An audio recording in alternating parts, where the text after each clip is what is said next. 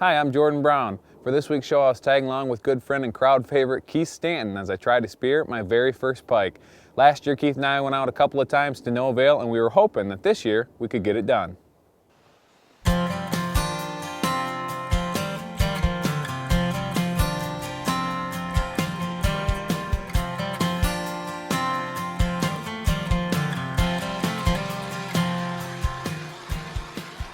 I'd been looking forward to getting back on the ice to try my hand at spearing again for quite some time, and I knew if anyone could put me on a big pike, it was Keith. Well, we're here on an absolutely gorgeous Michigan morning. Temperatures are in the single digits, but it's still beautiful. The best part is we're going fishing today.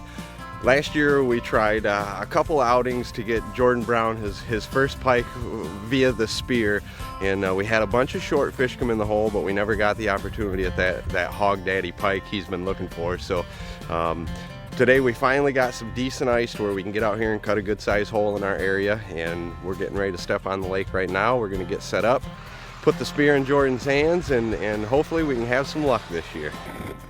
Keith likes to spear in fairly shallow water or near some sort of structure. Today we are setting up right on a steep break in an area we were hoping the fish could see our decoy both from the shallows and from the deep water. What we're doing here, I've learned from experience, always check out what's underneath you before you take the time to cut your large spearing hole. It's one of the advantages of having one of these underwater cameras. First hole I drilled was in about 5 foot of water. This one's handy and has depth right on the cable, so we're in about 10 foot right here. So a matter of, I don't know, 20 feet maybe. It goes from 5 to 10 foot. So what we're going to do is we're going to set up right in between these two holes and try to get in that 6 to 8 feet area. And there's a few weeds on the bottom here, not much, but a few. And so now we've kind of found our spot for our spearing shack. We're going to drill some tip-up holes, get those in the water, and then come cut the big hole and get the spear in Jordan's hands. After getting our tip-up set and cutting our spearing hole, it was now time to wait. Pike spearing, like many other outdoor sports, requires hours of waiting for sometimes just a few seconds of action. Well, it's about 3:30. We're coming into prime time pike spearing, we hope.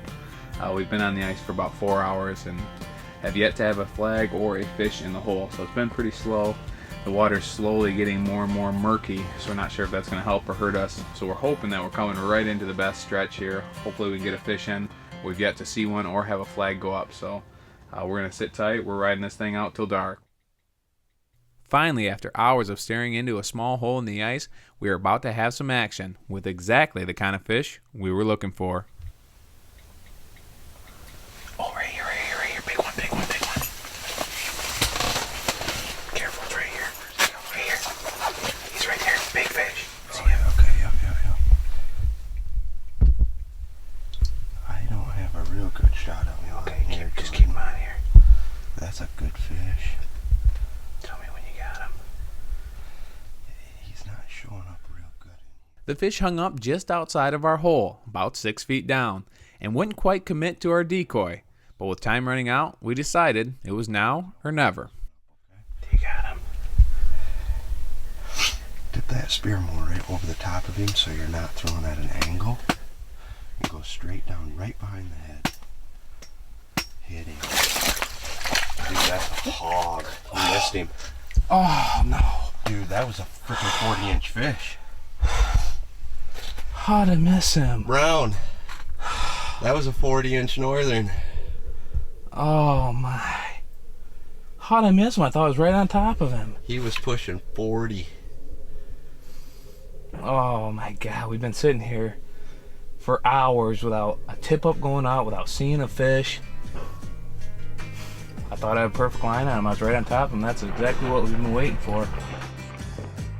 Now why aren't we showing you a picture of Jordan with a huge pike, you ask? Well, fortunately I just can't rib him too bad. It looked like the fish just got out of the way of the spear just before it had hit him, and we kind of reviewed the footage, and like I said, I can't rib Jordan too bad because there's really nothing I can see that he could have really done differently. It's just sometimes that's the breaks, and it looks like these fish are holding at about 5-6 feet down, and it looks like the spear's running true all the way down to them. It just Just like with any of these hunting sports, you know, that kind of stuff happens. The main thing is we've had a great time in the shanty today, laughing, just having a good time, enjoying the outdoors. So when the day is done, it's not always about how big the fish is or getting the fish on the ice. You know, kind of the main thing is you go out and have fun with your buddies, and I can, you know, if Jordan doesn't redeem himself, this is something that I'll never let him live down. So I put him on the fish. My job is done here.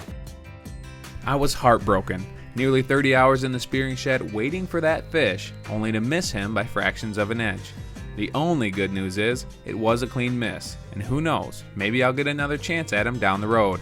My miss seemed to be right on cue with the rest of Keith's season. Well, this season has been really good and really bad, all wrapped into one. We've had several opportunities at some really big fish. And unfortunately those opportunities have been squandered by the folks that have been throwing the spear.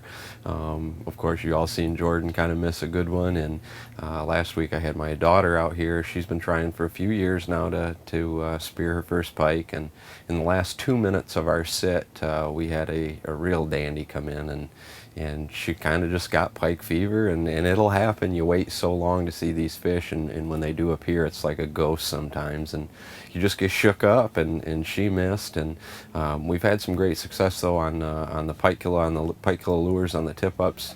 I took a young guy out on a guided trip. He ended up with a 37.5-inch 12-pound fish on a tip-up. So the tip-up bite has been pretty good, but seeing and missing all these big fish, that's what's been getting us back out here quite a bit. There are very few Michiganders who spend as much time on the ice chasing pike as Keith, and as always, we'd like to thank him for letting us tag along. Although we missed out on a golden opportunity today, it was still a great day on the hard water here in Michigan's Out of Doors.